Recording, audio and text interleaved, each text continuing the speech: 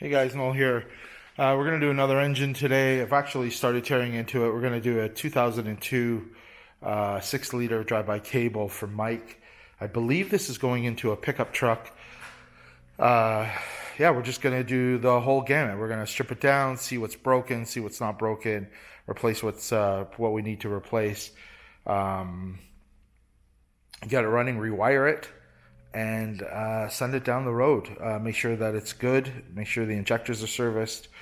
It's got good compression, good oil pressure, etc. Just like every other engine that we do. I started getting into it and I forgot to start recording, but let me flip this around. So here's the engine, all of its glory. Started taking stuff apart already. There's a pile of hoses and the cover. The engine stands over there. Do a quick little walk around on the engine.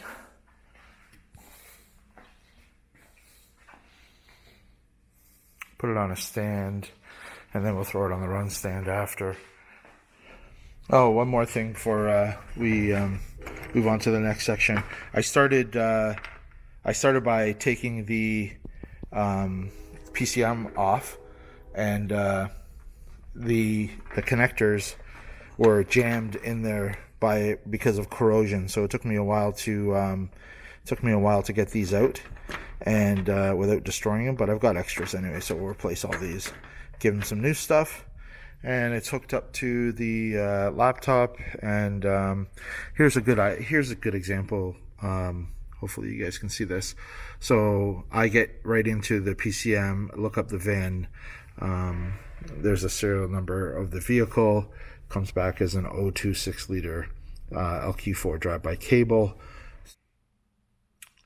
Okay, here we are. We got the engine up in the air.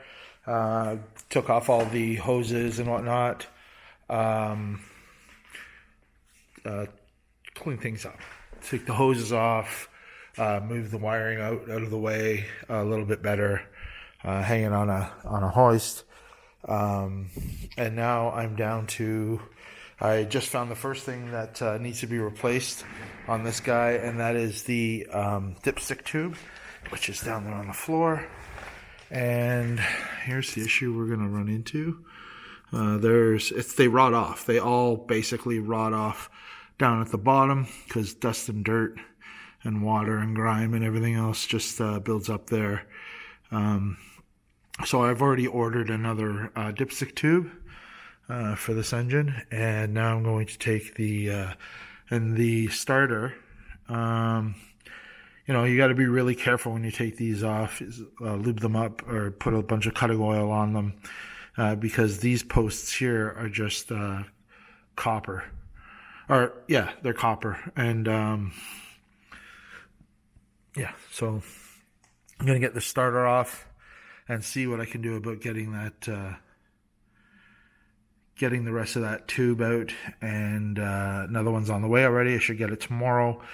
And worst case scenario is I have to take the oil pan off, which will give me a chance to look at the pickup tube, I think. We'll see. Okay, Mike, so I decided to take the pan off because there is the other half of the oil dipstick tube that I need to get out, and clean everything up. The oil cooler is over there. I'll figure that out. I'll just loop that for now. Because I don't have any of the 1500 block off plates. I'll loop that. That'll be something that you end up picking up. But yeah, at least you get a free oil change out of it. And I'll put some fresh oil, fresh filter on it, and I will go and power wash this all down. Make sure it's really clean.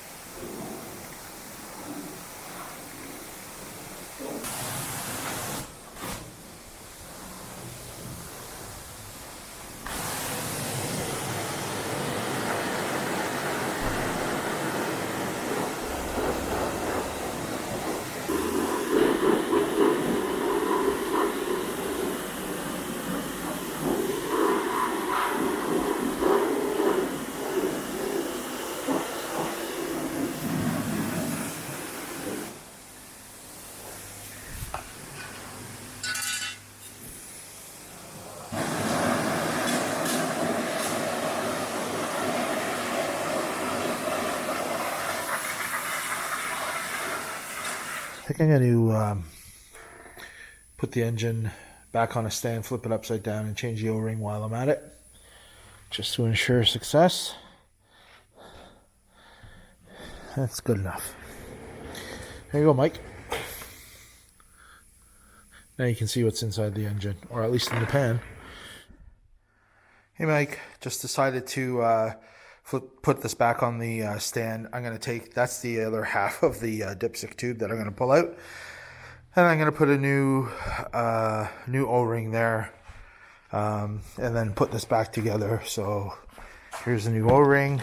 And I do a whole spiel on this O-ring business on Jim's Engine. You can find that on, I believe, YouTube or Facebook on a previous post. So I'm not going to get into it. All I am going to say is these things expand and shrink and stretch and bleed oil pressure real quick. You can actually even see the difference between, you can visually see the difference between the size. So I'm going to put a new one on. That is Velcro part number, or sorry, Felpro. Felpro number, there it is there, 72401. Okay, so that's going on. Just wanted to show that on film. Button that back up, put the oil pan back on. I'll go get some oil and a filter tomorrow morning, and we'll be on to some more. I got to figure out what to do with the oil cooler lines and stuff, but I'll get it back together. Okay, so back on the run stand, and what I'm going to do now is I'm going to, I started here already, but I'm going to take the harness clips off of the injectors. I'm going to very quickly test each injector to see if they click. If they click, that's a good sign. If they don't click, it's a bad sign. And then I'm going to take the fuel rail off and take the injectors out, and we'll put them through the service machine that's over there. So this is where we're at now. Oil's back in the engine, which is a good thing. There's a new filter. Yeah, just a little quick clip here just to show you the next step. And then crossover tube. I usually have a couple of extras kicking around, so I'll de-rust this one, but then I'll swap in one that I've already had. New O-rings, injectors, serviced and working. Make sure there's no P0300 codes, and that's it. Just a quick clip here to show you guys the next step. Okay, so now that I've got all the plugs off, what I do is I made this little contraption up. It's just a 18650 laptop battery on a momentary switch that sends a signal to this, which should allow me to activate the injectors. So I just simply plug them in. I don't know if the camera's picking that up, but you can hear it click. And then I move on to the next injector. Do the same thing. I can hear it click. They're working.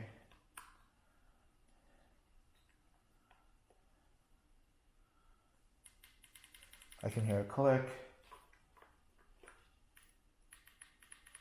So that's a good sign. Depending on. Hey guys, here in this clip I'm just popping off the crossover tube and the fuel rails, making sure you don't lose anything and making sure that you don't damage any O-rings on the way out. Bit of a bear. You got to get all the harness stuff out of the way. It can be a little bit tricky. Always wants to get caught up on something, but just thought I'd show you the entire process. They're here. I'm just taking out the clamps that hold the crossover tube in place.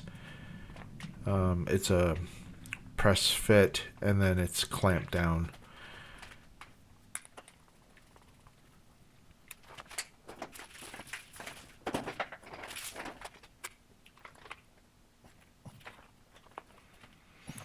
Here you can see how tough it was to get the crossover tube out of the fuel rail. Breaking out the big guns here with the pry bar, but that's what it took. Wasn't that bad. I'm used to it. It's a little bit daunting at first, but once you've done enough of them, you stop being afraid of using a pry bar.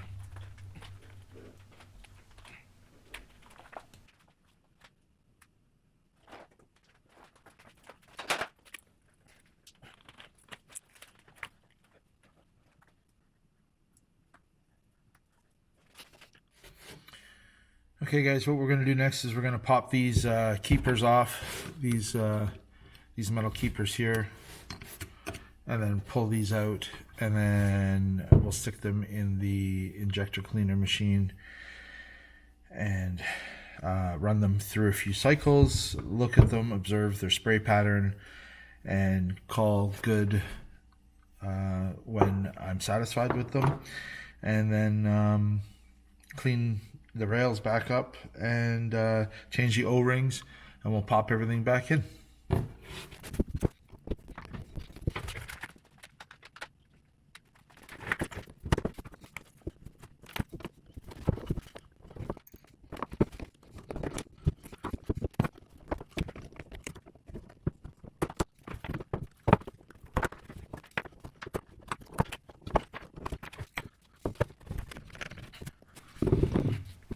And this is where the fight began with the injectors. Man, there is no easy way to get these out. You know, I'm trying to put a little bit of joy juice on the base of the injector so it can get into the rail and try and make things a little easier to pull out. But there's no easy way to do this. If you know of an easy way to pull these out, if there's some sort of a tool available, let me know. I'd love to know. But man, this was a big fight. But I got them out eventually. And then we move on to the next thing.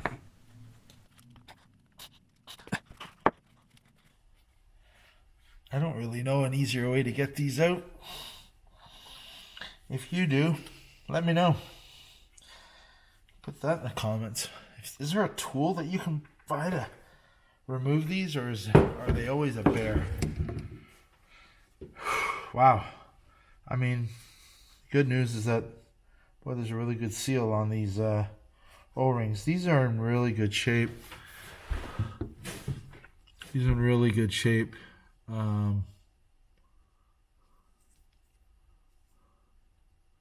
O-rings are in excellent shape. Nice and fat, not flattened out. They're not loose. Yeah, really good shape.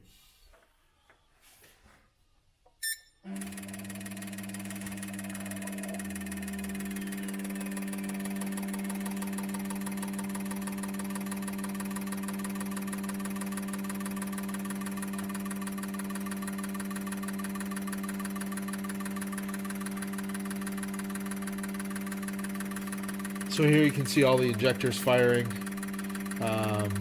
It's hard to get the resolution on camera of how well the spray pattern is, but I'll try and get you guys in. Yeah, see, it looks on camera that it's missing every other, like it's misfiring almost, but it's just because of the frame rate, I think, of the camera, that it's just not showing it all. Hard to tell. Hard to see. But those are the injectors firing. There's the machine. We'll run this for the duration of the test, just to basically, I'm not testing anything. I'm just running it through to make sure that any varnish that collected in the injector is going to get melted away by the cleaner. And the cleaner is just brake clean, and I already know that this engine wasn't sitting long. It came out of the truck, and then I got it shortly after that. So it's not like one of these engines in the past that I've seen where they, say they sit for 6 months before they go anywhere. But this one is good to go. But I'm gonna run it anyways a couple of times. I'll probably run it through 20 minutes per cycle. For the set of injectors, I'll run it for 20 minutes. And then that'll be good enough. I can increase the fuel pressure.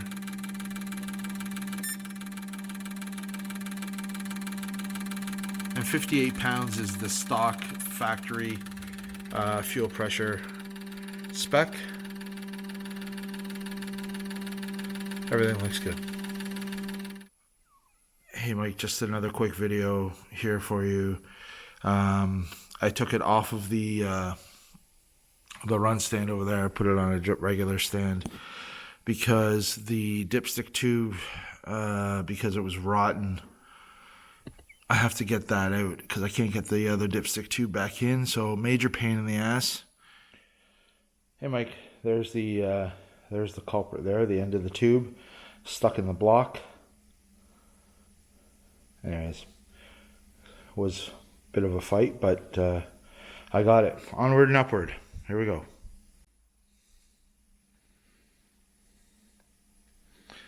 That sucks. That's a pain in the ass. Nothing you can do about it. It's just by design, right? They just rot out, break flush. What a fight. Here we go. And just like that, Mike, we put this thing back together.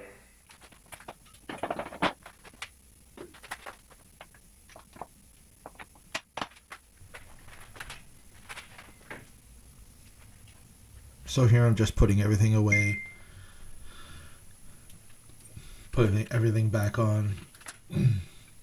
Right there I was putting the hold down bolt for the new O-ring and for the pickup tube, and careful not to over tighten that.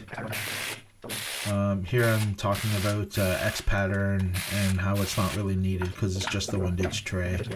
It's not like a mating surface with another mating surface, and I'm not sealing anything and spreading a gasket apart. Popping everything back together. I had this apart 2 or 3 times. That dipstick tube really gave me a fight. Just zapping everything back together, and I think I put it back on the run stand for the 3rd time, I believe. Really fought me, really pain in the butt, but part of the game, I guess.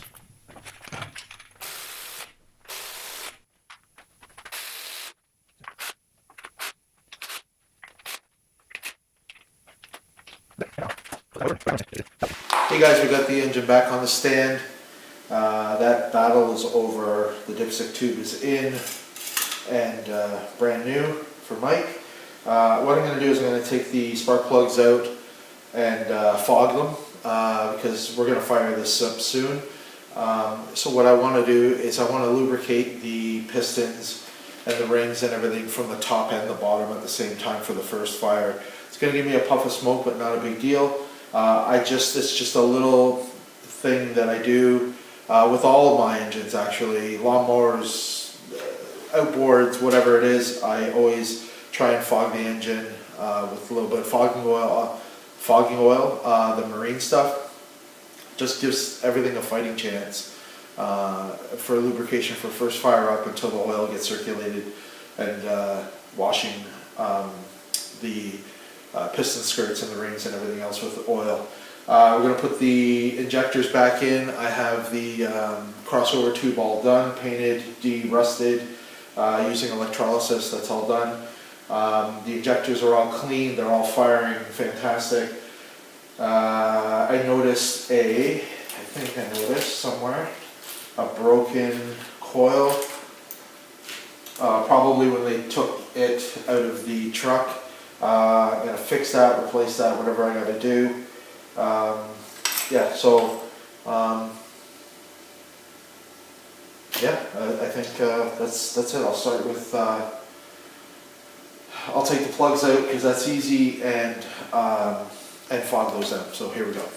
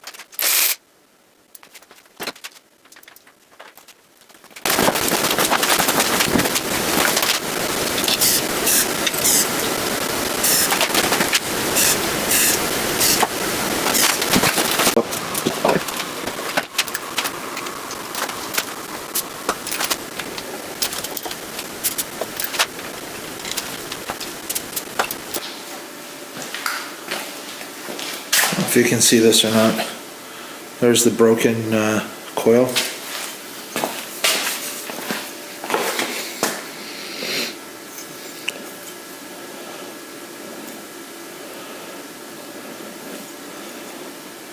There's the other piece.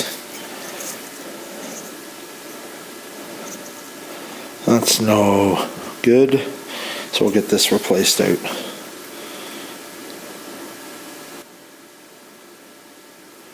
They did that when they were pulling the engine out of the truck. Anyways, we'll get it replaced.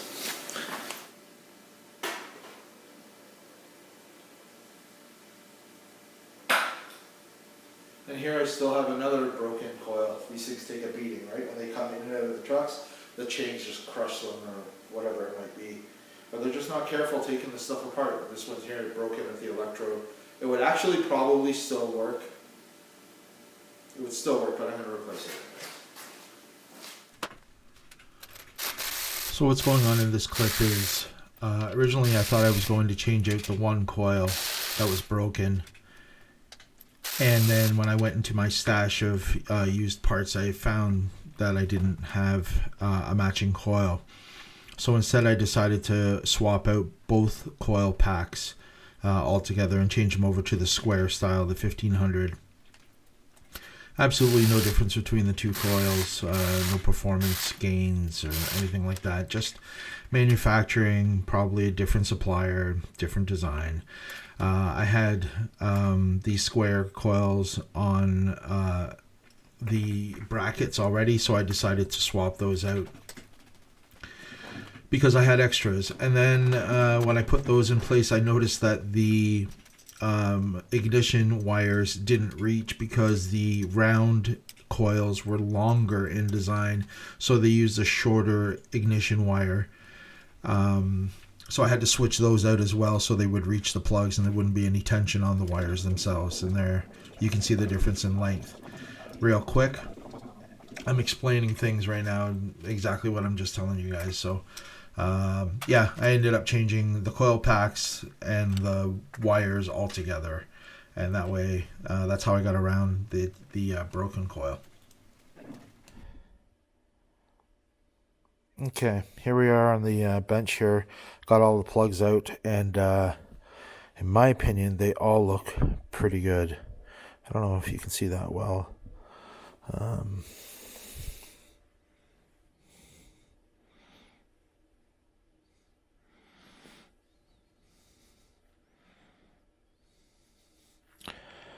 That's pretty good. You know, nothing crazy, nothing out of the ordinary. Not bad, I'd say. I don't know if that helps. The tips or the electrodes are in good shape. These plugs are good. You know, if I was squeezing out horsepower, I would obviously I was going to replace them. When Mike gets these, he can do a full tune-up. There we go, that's better. Anyways, nothing crazy. There's no buildup of soot or oil or anything like that. They're all dry. That's really good news. A little bit rusted, but no big deal. I'll clean the threads up on a wire wheel. They were pretty hard to get out. Looks like they're binding up a little bit, but I'll clean those. I'm not even going to clean the electrodes, or maybe I'll shoot them with some brake cleaner or whatever, but throw them back in. Just wanted to check those, and I'm going to fog the cylinders down now. Okay guys, same scenario here. Just a dab of oil on the O-rings. I checked all the O-rings. They all look pretty good. So I'm just going to grease them up. Again, same thing, nothing special, just the fogging oil. Any kind of lubricant to get these in. It's not going to hurt anything. Make sure these are very well lubricated, because even just the friction on putting these in can cause a tearing of the O-ring. And so I just, even if this job gets a little bit messy, it's worth doing. Might as well pre-grease these bad boys. There, did 4, and I just kind of wiggle my way in. You got to apply a little bit of pressure.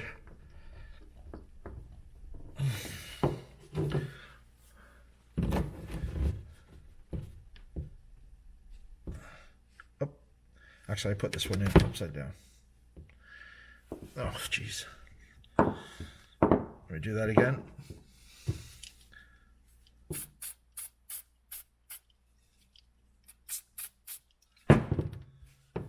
Okay. Same thing. Just a little bit of pressure, and they just go in nice and easy.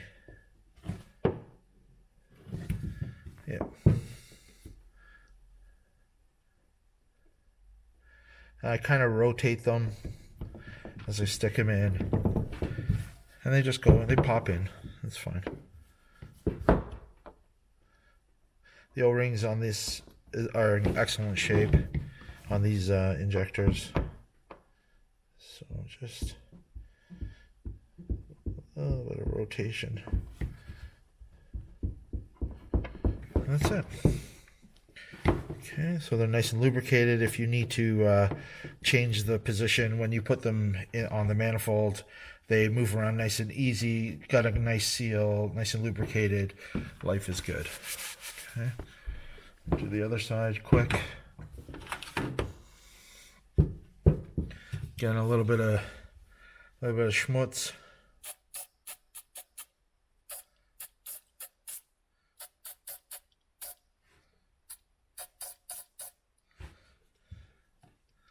Okay, I'll just do all 4 of these.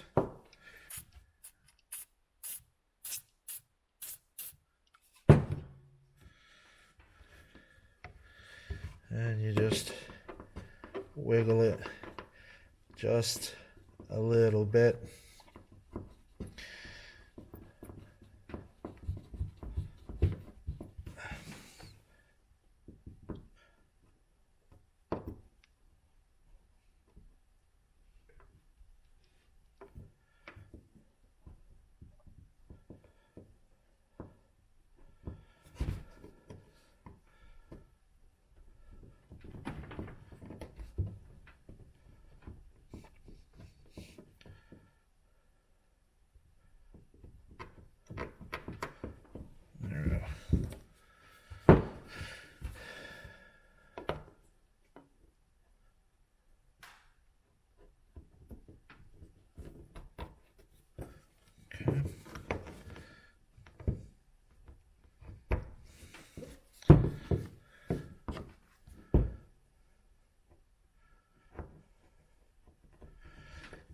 That's it. That's all.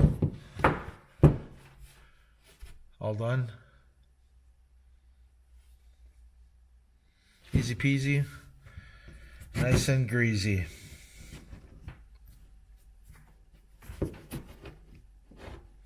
This one went in really tight. but it seems okay. Just give it another shot.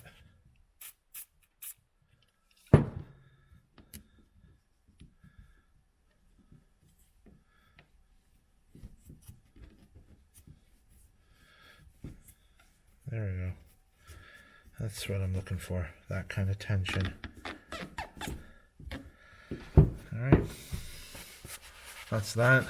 Real easy.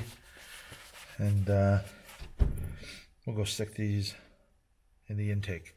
When I put them in the intake, I'm going to be same thing on the bottom. I'll zap all these with grease, and then I'll do the same thing on the intake holes as well.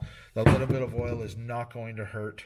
Again, we've already fogged the cylinder down with oil, so a little bit more is not going to hurt. And the more lube, the better. One more thing I forgot to show you guys is the O-rings for the crossover tube. I popped them out, cleaned them, lubricated them, and put them all back in again. So nice and clean, lots of oil lubrication there, so everything slides in easily when I put it all back together. Just wanted to show you, just use some of this stuff again, because it's going to get diluted with gasoline anyways, and lots of lube there.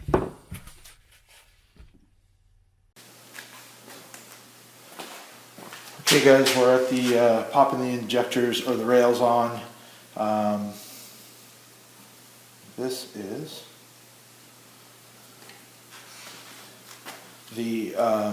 is the passenger side. Same thing. So there's lots of oil on these things. Just give them another shot. I'm not afraid to use this stuff. More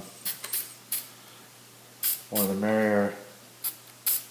Get it nice and slippery. Here I'm greasing up the intake holes. Okay, I've made a lot of room. These just line up. Same thing, they wiggle themselves in. A little bit of pressure on all four at the same time.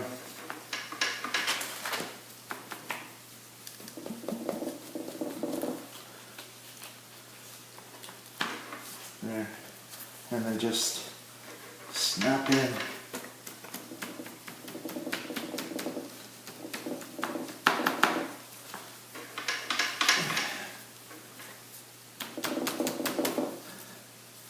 When they seat.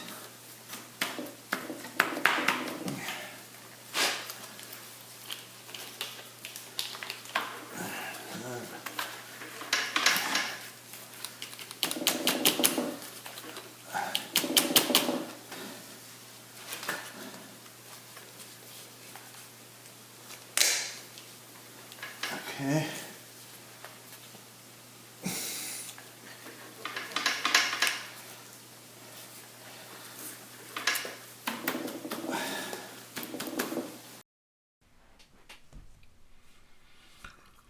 So this is a bit of a dance to get these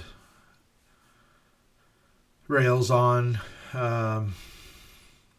You just gotta wiggle them and rotate them as you push down and get them in. Resort to smashing if I get frustrated, but what you don't want to do is pinch an O-ring when you're putting them back in the intake, because you will spring a leak, and then you'll be buying really expensive O-rings from the dealership. Yeah, just be careful. But they do go in, they pop in place, they kind of almost snap in place. The crossover tube has the O-rings as well, same thing, they're a press fit and they will pop into place. There I was just locking down the rails, and here I'm putting in the crossover tube. Bit of a dance there. You gotta lift the harness and feed that through and twist it and so on, and I'm seating the rail into the crossover tube into the rail, and they snap into place, and then I just put the retainer clips back on and screw that stuff down. And then when you go to do a first fire, you got to check for fuel leaks. And I stress this over and over and over again to all of my customers. Run the pump separately if you can, or have somebody in the car just priming the engine and checking for fuel leaks. But you'll see that later on in the video. Okay, so what we're going to be doing is we're going to be working on the C100 block, I think it's called, or the C2 block. Basically, this is where all the action happens. There's a legend for this, which I have. A couple other wires in here that you need as well. So what I'm going to do is I am going to sort this out before we hook it all up to battery and everything. Go through this, get it down to the 5 wires. Everything will be labeled for him. And then he's also going to get a diagram that will help him wire it into the truck. And if he gets stuck, he's always welcome to call me or text or whatever. And he will be home free. So let's get to sorting this out. And yeah, the sooner we get started, the sooner we get finished. And we'll get to wiring. Finished. And we'll get to wiring. Here's a time lapse of me whittling down at the C2 block, putting everything into a 5-wire system that I promise everybody. I'm not texting here. I'm actually looking at the wiring diagram so I know what to keep and what not to keep. The wires there's 5 of them. Power, ignition, ground, fuel, and starter. 5 wires gets you hooked up. Soldering everything, heat shrink everything, making sure everything is done properly, so you don't have any connectivity issues later. And then you'll see everything turned into a harness, and I also wire in the OBD2 port as well for you, so that you can talk to the engine afterwards, and put that on the inside of the cab. And I leave enough wire for you to do all that stuff as well. I finished all the wiring. Got rid of all the connectors. Nice and neat.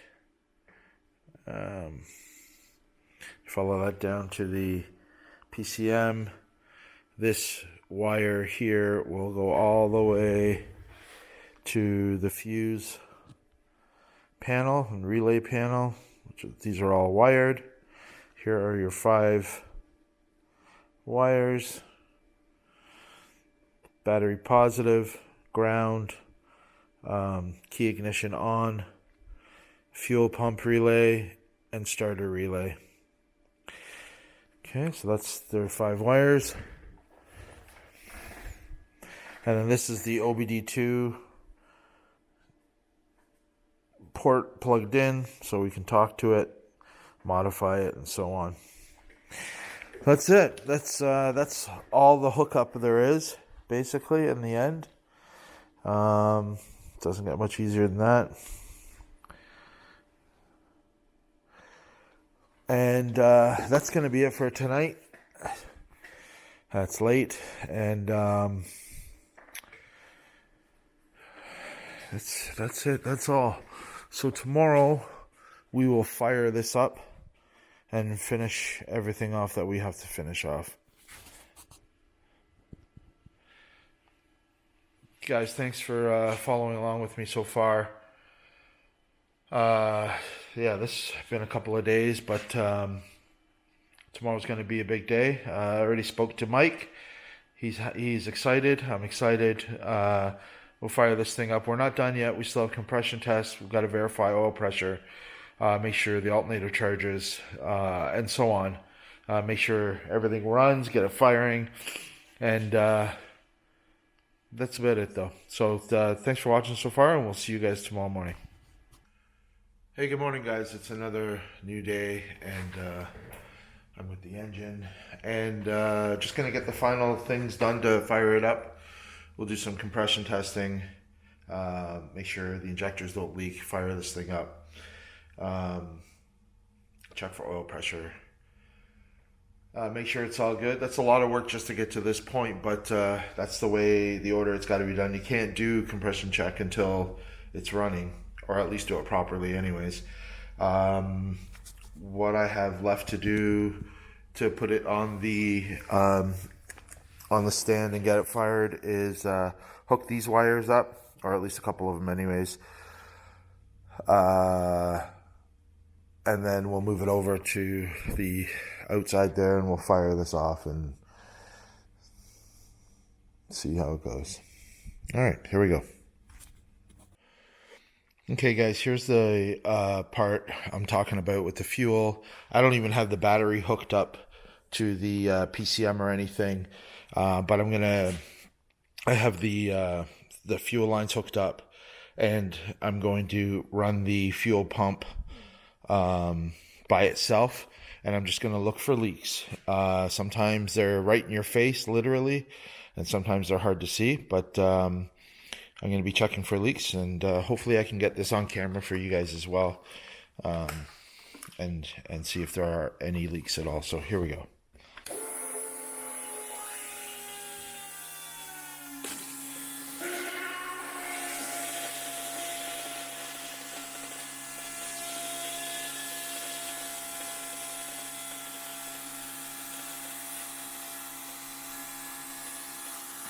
I can hear the fuel going through the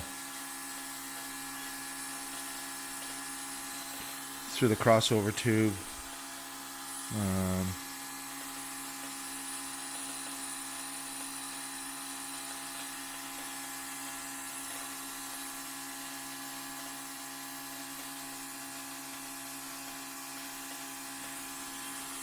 Don't see any.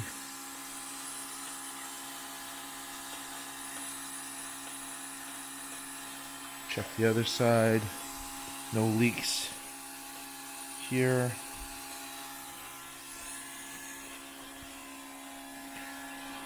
Oh, so here's a leak right here.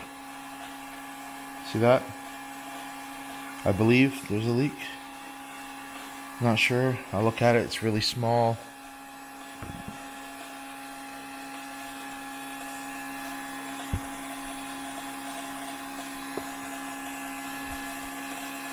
And this could have been from the first startup, like as the pressure, as those O-rings seat themselves. Looking, don't see anything.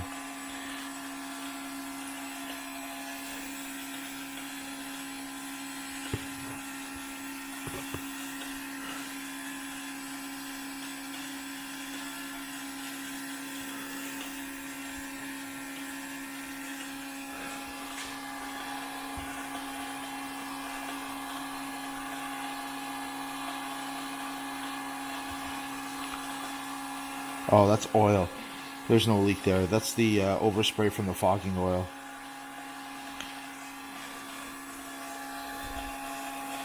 Okay, well, it looks like we're in good shape.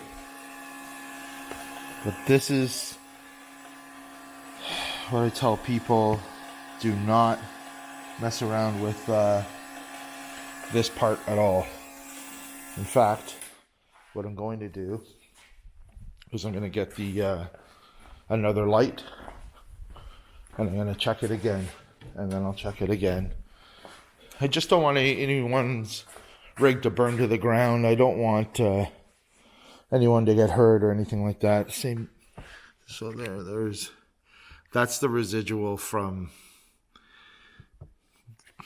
that's the oil from the fogging oil.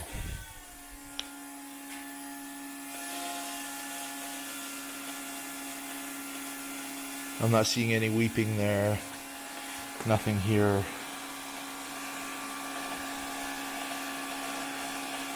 Nothing there.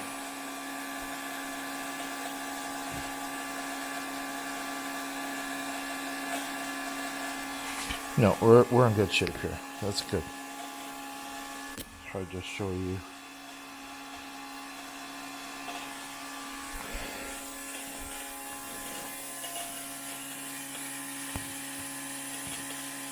No weeping.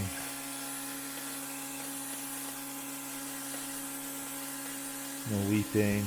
And I have seen where she's a gusher, just spewing out everywhere, literally in my face. But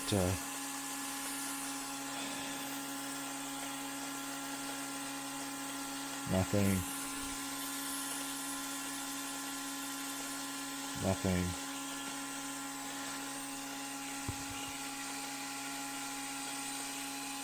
Nothing. All right. So there's our fuel test done, and I'm really happy about that. Okay, guys, we're going to do the first fire here. Literally the first fire. I want you to know that you're going to see puff of smoke because remember, we fogged the cylinders down. Voltage and oil pressure. Oh, got to hook up the oil pressure to the sensor.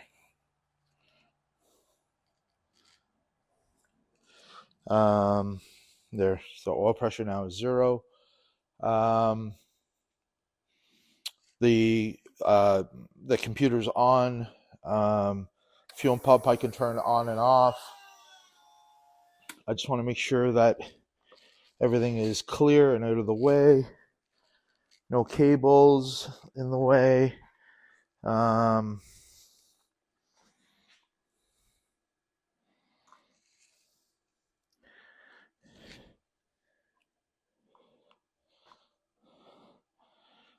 And we will see what happens.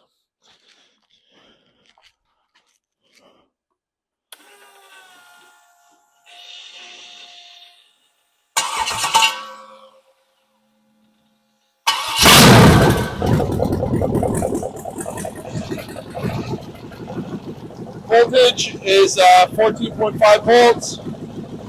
Fuel pressure is 40 pounds at idle. Exactly where I expect it. Fires up, sits down, runs great.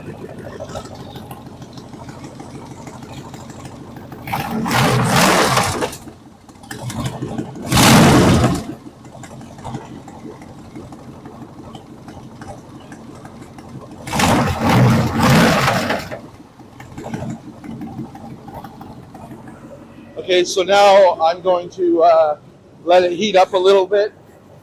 I'm going to check it all with a temp gun. What I do is I shoot the manifolds right here. I don't know if you can see that in the video, but I shoot the manifold and check for temperature.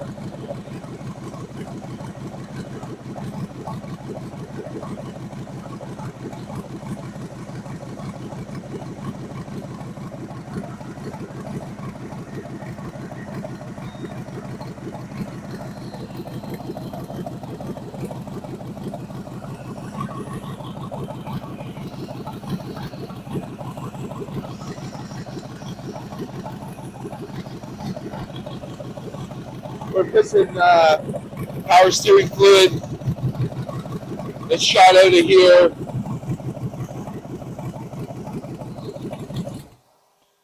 Okay, I'm going to shut it off because it's pissing power steering fluid. It's getting all over the manifold. It's getting everywhere. I'll figure out a canister for this guy. Well, there it is. Anyways, first fire. Really happy with it. Runs fantastic. Sounds great. 40 pounds at idle. Yeah. So now what I want to do is I want to get some heat into the engine, not overly hot or anything because there's no coolant in it. But you need, it's probably already warm enough because you need to get the piston rings to seal up against the walls and do a little bit of get everything seated up before you start taking compression numbers. But there it is, first fire.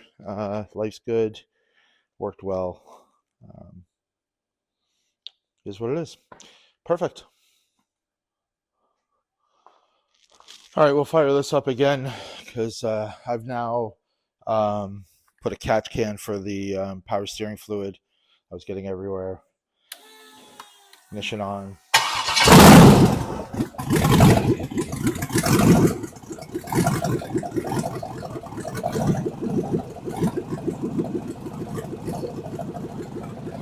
43 pounds of oil pressure at idle, 42, 43. Anything over 35 is fantastic.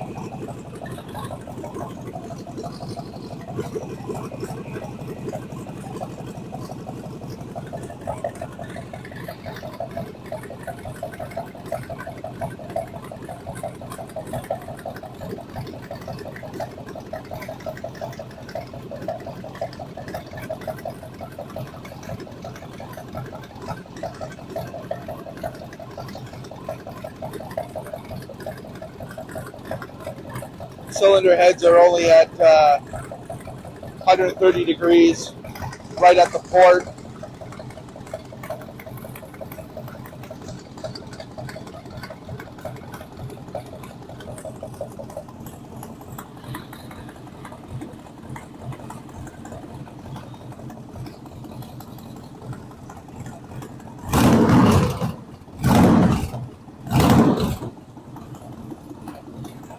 Yeah, it works great. All right, Mike, this one's for you. And just wanted to send you a video quick. Oh.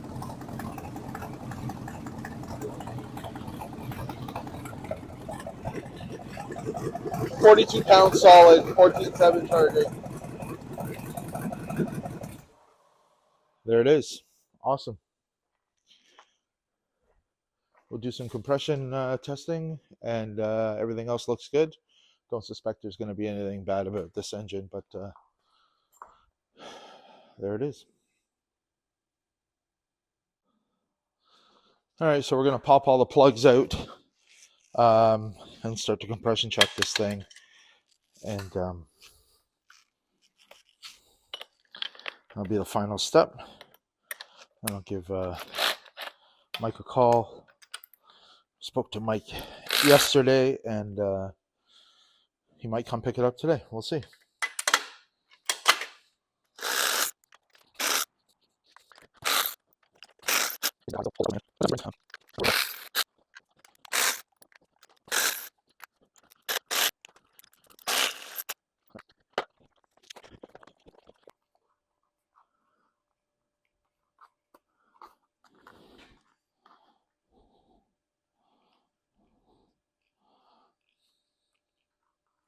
Okay.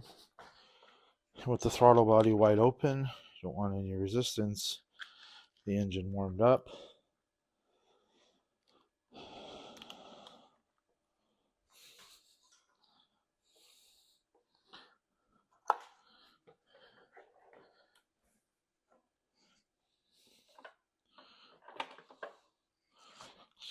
Jam something in there.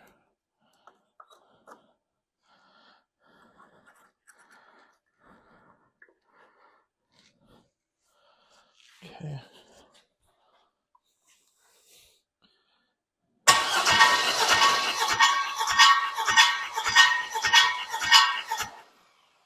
Pegged at 200.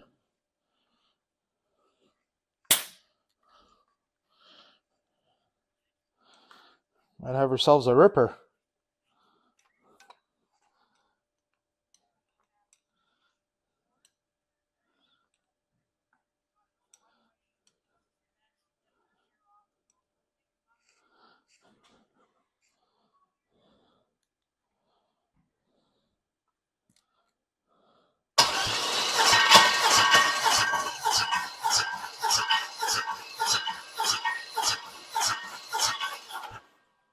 $200.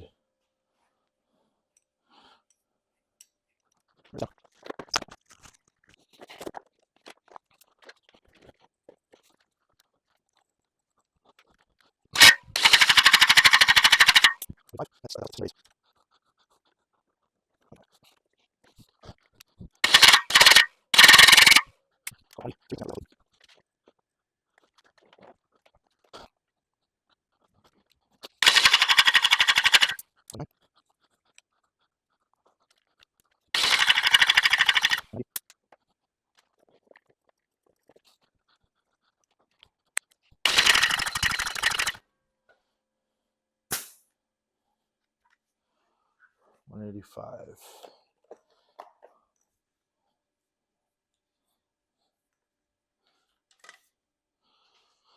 Okay, that's it for compression, 185.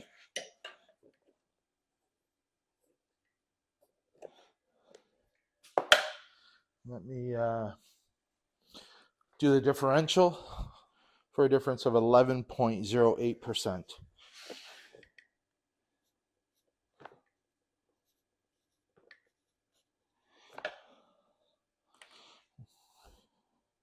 Well within healthy range for an engine this old.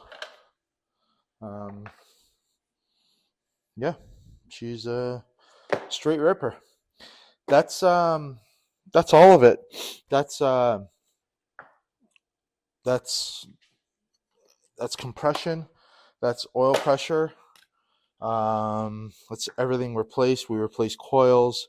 We replaced wires. Albeit temporary. Because I'm sure Mike's going to do a tune-up to this thing when he gets the next chance.